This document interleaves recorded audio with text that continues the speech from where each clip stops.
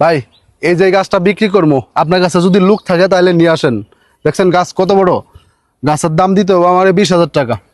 ঠিক আছে, 20,000 টাকা দেব, কিন্তু 25,000 টাকা আপনি নেবেন, 5,000 টাকা আমারে দিতে হবে। ঠিক আছে ভাই, আপনি কাস্টমার নিয়ে আসেন, আমি 25,000 টাকা চামু। 25,000 টাকা দিলে তাহলে আপনার 5,000 দিব, আমি 20,000 নিবো, আমার গাছের দাম আমি পেয়ে যাবো। ঠিক আছে, ওকে। ওকে। ভাই গাছ কোনটা? ভাই গাছ এটা দেখেন, গাছটা অনেক সুন্দর এবং গুড়িও মোটা আছে। আপনার মোটামুটি লগের কাঠও ভালো পাবেন।